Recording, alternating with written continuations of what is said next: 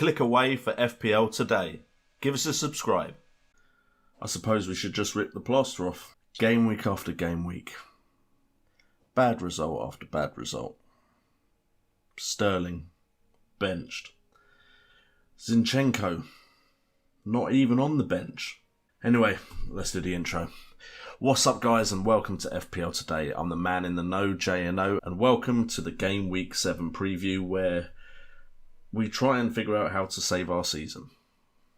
I mean, we've just been falling in rank, and everyone else is reminding me how badly I've done. But before we get into the video, let's just make sure we shout out our sponsors where all of these stats come from, and that is Fantasy Football Fix, where you can get all the best underlying stats for your Fantasy Premier League season. Use artificial intelligence and Optastats to build your new squad for the new season. Analyse the highest owned players and most popular starting squad currently entered into the FPL. Upload your squad at fantasyfootballfix.com now to improve your FPL performance. Click the link below or head over to fantasyfootballfix.com to get started. So guys, this is where we reveal the team. Let's just get it over with. And that's right, we're out of the 2 million club as we see a rise in rank of 800k as finally, potentially, our season is turning around. We have finally got a captaincy call right, I suppose. If you assume that I was always going to captain Sterling or Salah, it would have been an even better game week if I had captained Kevin De Bruyne. Lundstram also chipping in with 12 points in the defence. Trent, Rico, Pope all returning points as well, and Salah at least getting an assist so we can double some points there. Yeah, pretty good game week. We managed to get 66 points this game week, seeing us rise out of the 2 million club and seeing us progress our season. So it looks like we're in a decent place. And if we have a look at the bench, maybe you consider it a little bit lucky, but I've always meant to have a bench that did have players that would start. So in cases like this where Sterling and Zinchenko didn't feature, I would get some points off the bench. And those points just happen to be Rico and Cantwell, which, you know what, I'll take 7 points off the bench any time in the season. So it looks like we're on our way up. Hopefully that momentum will continue. The players I want to focus on from this game week's performance is Kevin De Bruyne. He looks absolutely amazing. There was a big debate about Heung-min Son versus Kevin De Bruyne, and I remember saying last week that I was on Kevin De Bruyne's side. I just feel like at the moment he is one of the best players in the league, and the amount of assists and chances he can create, and in a Manchester City side, which I have quite a bit of faith in despite their result against Norwich, meant that to me Kevin De Bruyne was the better option. And did he turn up in game week 6 or what? It's unfortunate I didn't take the risk of captaining him instead of Raheem Sterling, but 17 points from one goal, and that one goal came from 4 shots, 1 being a big chance, 3 from inside the box, 1 being on target, and expected goals at 0.4. But it's that chance creation that's such a big part of his game, which saw 3 assists, also meant he got 3 bonus points. 8 chances created, 5 of those chances created resulted in shots on target, and expected assists of 2.0 in what was an 8-0 win for Man City against Watford. And fortunately I transferred out Delafeu for Tammy Abraham. Now yes, Tammy Abraham didn't score against Liverpool, but now I've got him in and Chelsea have a good run of fixtures, and hopefully Tammy Abraham can continue his goal scoring form. But off of this and a 13-point haul earlier in the season, Kevin De Bruyne is starting to become a potential captaincy option. We also have to look at Lundstram at 4.3 million for Sheffield United. You're looking at a defender in a side that can potentially get clean sheets, and he can also get assists and goals, getting 1 assist in this game against Everton, 12 points in total, 3 bonus points. He only created 1 chance, but it was the chance that was on target from Mousset that actually got Sheffield United their second goal. Expected assist of 0.3, but you know what, at 4.3 million, every now and again he pops up with game weeks like this, and I can't be mad at it. So 4.3 million, a lot of people said he's template, why have you got him in the side? This is the reason I've got him in my side. He's a starter, that is cheap, that can get me 12 points. Perfect. So let's get on to game week 7, and we have the starting lineup of Pope in goal with Digne, Zinchenko, Trent and Lundstram in defence, De Bruyne, Salah, Sterling in midfield, Abraham, Barnes and Pukki up front. Now to be honest, there's a lot of away fixtures in this. Man City away with Zinchenko potentially not being a starter anymore. I'd assume Sterling will now start after what happened in game week 6, and De Bruyne being on form, Very happy to have the City assets there, especially as Everton don't particularly look that on form at the moment. Also, with Liverpool against Sheffield United, it is away.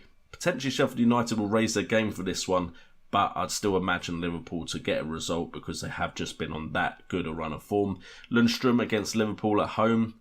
Bit of a worry there because you never know when Liverpool will turn up and just score 3 goals or more. And then up front, Abraham at Brighton Hove Albion at home is a tasty fixture. I'm very happy to have him in for that. Barnes and Pukki up front. Barnes, I kind of need a goal from him soon. Pukki, he did the business against Man City, so we'll let him off for game week 6. On the bench, we have Rico, who has now become a starter and seemingly can get assists, so he could come into the side with West Ham at home as his fixture for Lundstram potentially, if I don't fancy Lundstram's chances against Liverpool. We've also got Cantwell against Crystal Palace away. He could come in. He has managed to pop up with goals in important times. And then Dendoncker is someone that we're a bit iffy on right now, and potentially I'll be wanting to get out the side. But it is Watford at home, and if there's any side that have been really disappointing this season that can match Wolves in how disappointing they've been, it's quite easily Watford. So what am I looking to change in the side? Off of the bench, I potentially want to upgrade Dendoncker. I have 2 transfers, so potentially I could get some money in the bank to upgrade Dendoncker. But also we are looking at the Zinchenko situation. If he's not a guaranteed starter, is he the best option to have in my side? Otamendi is of course an option, or I could downgrade so I could beef up my midfield or my attack in some form. And then of course we have Digne as well. Yes, he's still got attacking goal threat and chance creation threat, but it doesn't look like Everton are likely to keep clean sheets the way they are currently playing. If that is the case, 6 million seems a bit much for someone that doesn't look like they're going to get clean sheets. My issue with Digne is I'm always worried he could return a big game week at any time. Zinchenko, not so worried about it, so Zinchenko could get downgraded. Salah and Mane is still a question I'm asking myself, but I'm also asking myself potentially Mane for Sterling as well, which would be a bit of a risk cutting down my midfielders from Man City and my forward options. But the likes of Bernardo Silva and David Silva seem to offer a way into a second Man City attacker without actually needing Sterling and De Bruyne. All that being said, straight out of game week 6, the players I'm looking at, Loughton at 4.5 million from Burnley. Potentially Burnley could keep some clean sheets in the near future, and Loughton is offering chance creation threat, which looks rather promising. He's got 1 assist so far this season, 18 points, 2 clean sheets. 8 chances created, with 4 of those chances being shots on target, with expected assists at 0.4. To be honest, a lot of the cheap budget options though aren't really appealing to me right now from the underlying stats and from the games I've watched. No one really stands out, which is a bit of a concern to me because I would like to downgrade Zinchenko.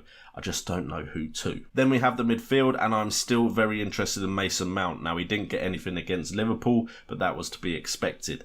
However, 33 points, 3 goals, 17 shots on goal, 3 being big chances, 8 shots inside the box, 8 on target. We expect goals at 1.7 at 6.5 million, away into a Chelsea side with some very tasty fixtures now.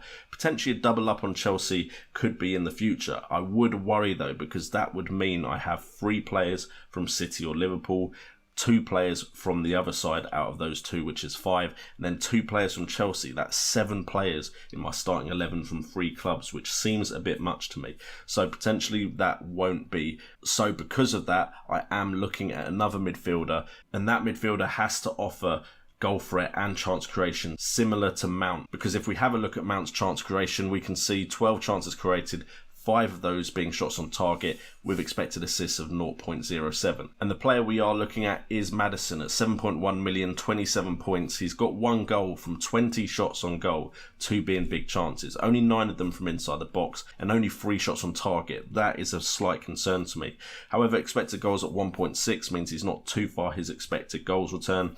It is the chance creation that interests me here, and the fact that I think Leicester could have a very good season, and I'm very unlikely to go back to Jose Perez. And that chance creation sees 2 assists from 10 chances created, 4 of those being shots on target with expected assists at 1.2. But the main thing is he's just starting to grow in confidence as far as I'm concerned when I watch him as well, and I think he could have an extremely good season as he grows in confidence in that Leicester City side. And then finally up front, I am considering what I might do if Barnes doesn't start returning soon. It would mean saving some money elsewhere. Potentially that is in defence. Potentially that is in midfield. Depends what we do moving forward. But with Abraham and Pukki at the moment seemingly safe choices in my front line, I could see if I could upgrade to someone like a Firmino and a Aubameyang or an Aguero. But to be honest, I don't think my budget will rise that high.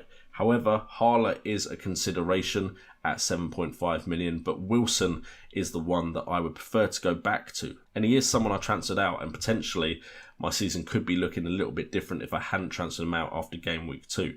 But at the time, it seemed like at his price range, he was the only one I could really use to get funds to build my side elsewhere. And I do feel my side is in a better place now than it was after those first 2 game weeks. And at 7.8 million, 40 points, he's returned in every game so far this season. 4 goals, 7 shots on goal, 6 of them being big chances. When 6 of your 7 shots on goal are big chances, that is a good sign. 7 shots from inside the box, 6 of his shots on target. He's not wasting many of his chances. Expected goals at 2.2, and then 3 assists as well. Yes, some of them come from penalties, but they still count as assists in the game.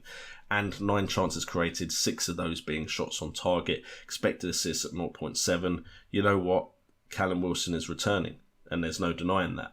Now, of course, the issue is you bring him in and he does what he has a habit of doing to some people and not returning, but as long as you're patient, it seems that Wilson is a good striker to have in the FPL. So those are the players I'm considering bringing to my side. Hopefully that has given you an insight into my thoughts going into Game Week 7. If this video has helped you in any way, please do consider hitting that like button, subscribing and hitting that notification bell so you are alerted when my videos go live. Also, feel free to leave in the comments down below your thoughts on your team and any questions you have to feature in the Your Questions video closer to the Game Week deadline for Game Week 7. With all that being said, check out all the links in the description down below to support the channel in any way, including the Discord channel if you want to have a chat about FPL with me and the community. I've been JNO, this has been FPL Today, and remember, it's all about the game.